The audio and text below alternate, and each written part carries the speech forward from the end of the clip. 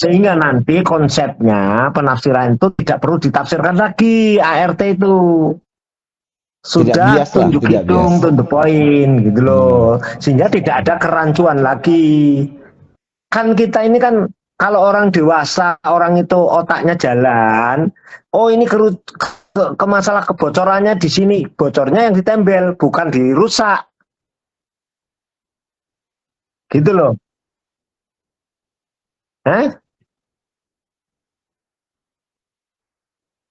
Bukan malah dilubangin gitu loh. Itulah orang-orang yang munafik. Munafik kenapa saya katakan munafik? Orang yang bilang cinta organisasi tapi dia merusak, itu munafik.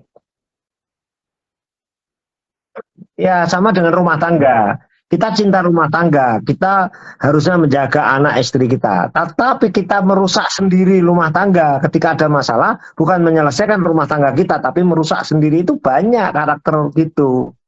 Ya. Itu analogi saja, komparatifnya aja. Berarti, ya kalau benda saya katakan tadi, botol nih, bocor, mesti kan ditempel. Iya, ditambel.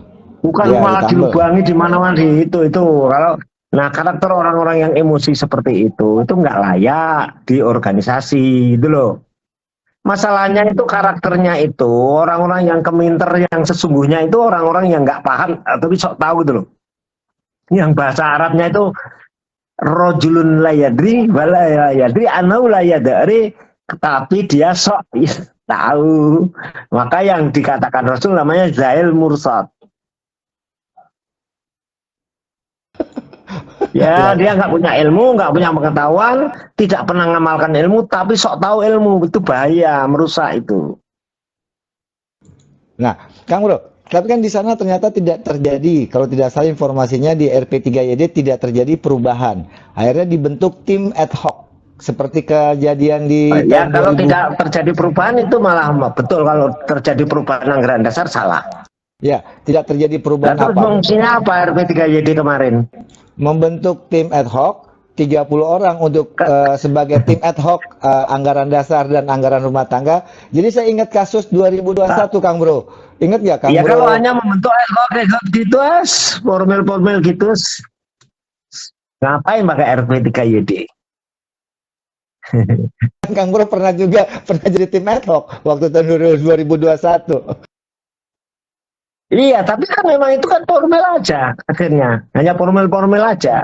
Ad-hoc-an. Hanya untuk peralatan, alat aja. Itu yang kita kritisi. Jangan sampai kita itu mengelola organisasi itu hanya memperalat. Jadi organisasi dijadikan alat untuk memperalat. Iya. Ya saya terus terang aja. Saya memang kritis kayak gini. Saya punya metodenya, to explore, to critique, to understand. Saya tidak urusan orang suka tidak suka. Orang mengatakan keminter tidak atau tidak itu nggak urusan. Betul. Kalau mau diuji ya jangan di belakang layar. Ya kita diskusinya ayo di depan layar Gross TV. Depan layar Gross TV gimana kan gitu ya. Seru ya. Iya, sehingga kita adu argumen, adu dalil, ada legal standing, adu tafsir, adu metodologi. Gitu. Nah, Kang Bro, satu lagi nih sebelum jauh saya pertanyaan selanjutnya. Kalau ini kan bukan rahasia umum ya, ada dualisme kepengurusan dan dua-duanya belum mendapat legal standing atau pengesahan dari pemerintah. Boleh tidak kalau belum mendapat pengesahan dari pemerintah melakukan sebuah perubahan terhadap statuta organisasi menurut Kang Bro? Oke, kalau itu saya jawab gini. Pertama gini, terbentuknya kepengurusan harus sesuai dengan ADRT. Sehingga saya sejak awal konsisten yang tidak sesuai ADRT tidak saya anggap. Sejak awal saya katakan, kepengurusan nggak ada double, ya tunggal cuma satu. Yang tidak sesuai ADRT secara kepengurusan itu tidak sah. Mandat dari anggota tidak sah. Tapi perbedaannya, kamu kan bicaranya bukan masalah sah tidaknya suatu kepengurusan, tapi kamu bicara soal administratif pendaftaran kan?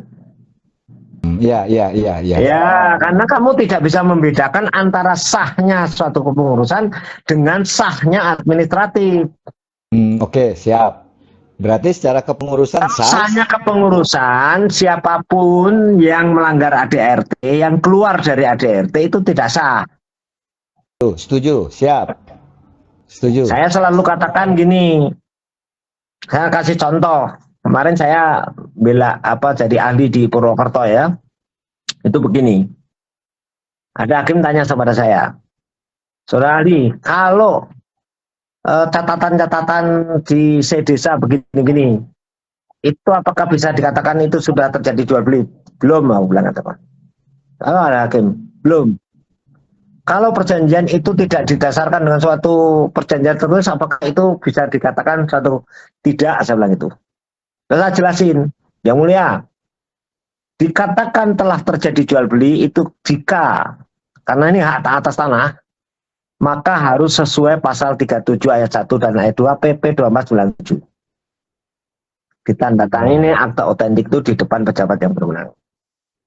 Bagaimana kalau itu dilakukan di bawah tangan? Harus didasarkan putusan hakim.